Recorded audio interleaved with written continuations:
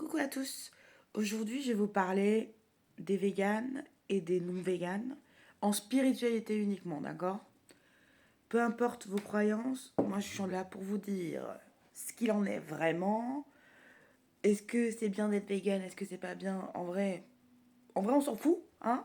Vous faites un peu ce que vous voulez, mais je vais vous donner des vraies explications spirituelles, les conséquences que ça a dans votre corps, et surtout si c'est intelligent ou pas, si c'est éveillé ou pas d'être vegan ou non.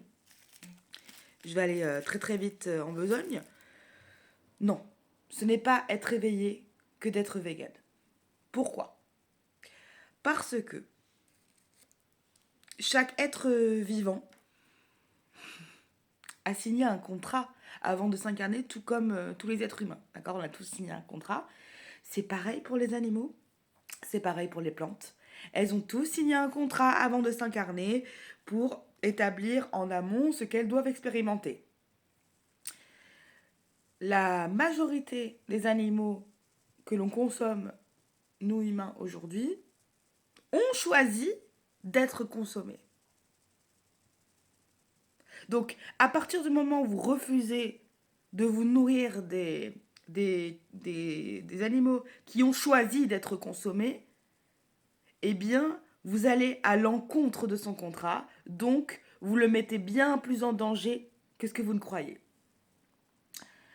Il y a même pas quelques jours, je suis intervenue auprès d'une incarnation pro-vegan.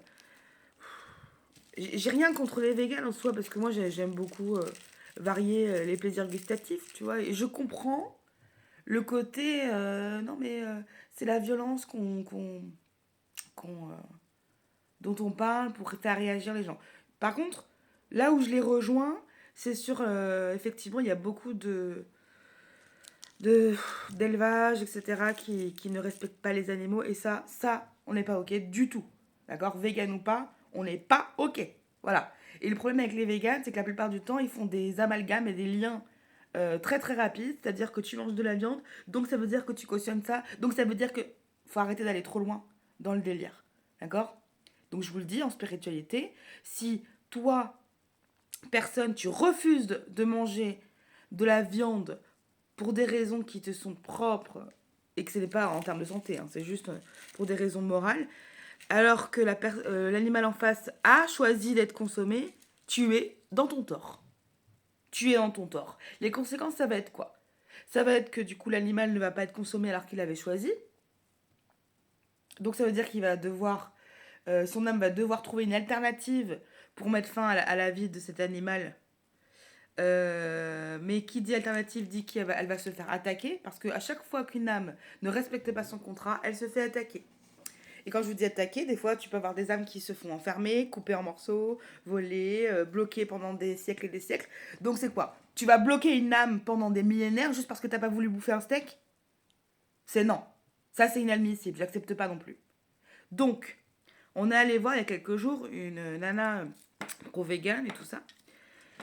Et je voulais lui expliquer en fait, lui montrer, donc elle parle avec des animaux parce que vous êtes trop marrant, hein. Toujours à dire oui mais on mange pas les animaux parce qu'ils ressentent de la peine. Vous oubliez que les plantes ressentent, hein. J'ai entendu tout à l'heure que non mais ça n'a pas été prouvé que les plantes ressentent. C'est horrible de dire ce genre de phrase. Comme c'est pas prouvé, et ben c'est pas vrai. Non, non, c'est trop facile.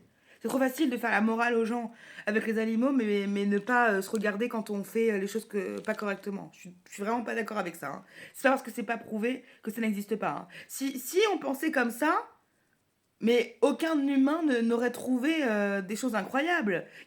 On ne saurait pas que la Terre est ronde, par exemple. Vous voyez ce que je veux dire? Si vous parlez du principe que c'est tant que c'est pas prouvé, c'est faux, mais vous avancerez jamais dans la vie, hein. Jamais, hein. Donc arrêtez déjà avec cette excuse de... Hein. Donc, cette personne, je lui ai présenté, je ne suis même pas intervenue, j'ai pas donné mon avis personnel, ni ce que je dois lui faire comprendre, je l'ai juste amené à parler avec trois animaux. J'ai pris trois animaux qui avaient choisi d'être consommés. Voilà, que personne ne les a influencés, c'est eux en tant qu'âme qu'on choisit, d'accord? Il y avait un bœuf, une poule et un agneau, il me semble. Ouais, c'est ça. Et c'est surtout le bœuf qui a parlé. Il a dit, c'était assez étonnant, même moi je n'attendais pas à ce qu'il soit aussi enjoué à dire ça. Il a dit à cette personne, ah non mais moi j'ai choisi d'être mangé et c'est pas la première fois que je le fais. Et il a même dit un truc qui est assez aberrant, mais bon, encore une fois ça dépend de ton éveil, hein. Si tu es pas assez éveillé, tu vas trouver ça choquant. Si tu es assez éveillé, tu vas trouver ça logique. Il a dit, mais j'ai hâte. Pourquoi? Je vous explique. Je vais prendre le bœuf parce que les autres animaux, ça dépend des. Chaque animal a sa propre structure et a été créé pour une raison. Le bœuf, c'est une création de la déesse de l'amour. Donc je sais exactement pourquoi il a été créé. Il a été créé pour nourrir les gens. Tous les bœufs. D'accord? Tous les bœufs découlent de son énergie. Comme son énergie, c'est l'amour, ça se partage. Donc, quand ils subissent la fin de leur incarnation pour nourrir les autres, ils continuent en fait à nourrir. Quand vous mangez une très bonne viande, et vous êtes là, mais waouh, elle est incroyable, elle est cuisinée, elle est tendre. Ça veut dire tout simplement que vous mangez un animal qui a décidé de finir dans votre assiette. Quand vous mangez un animal qui n'a pas décidé et que vous l'avez fait injustement, parce qu'il y a des animaux qui décident de ne pas se faire manger, mais dans ces cas-là, en général, c'est pas des animaux comme le bœuf. Hein. Mais bon, ça peut arriver que parmi tous les bœufs, il y a des bœufs qui ont choisi de ne pas être mangés. Si vous mangez cet animal, vous le sentirez tout de suite dans l'assiette. Un steak dur, pas nourrissant, ça veut dire que soit l'animal a été maltraité avant, là, porter plainte, soit c'est un animal qui n'aurait pas dû être mangé. Voilà. Donc c'est pas contre les véganes que je dis ça, mais c'est juste pour réveiller les consciences. Si vous voulez essayer de convaincre la terre entière qu'il faut arrêter de manger de la viande, essayez de vous éduquer spirituellement. Réfléchissez, allez plus loin que ce que vous voulez qu'on vous montre, s'il vous plaît. Voilà.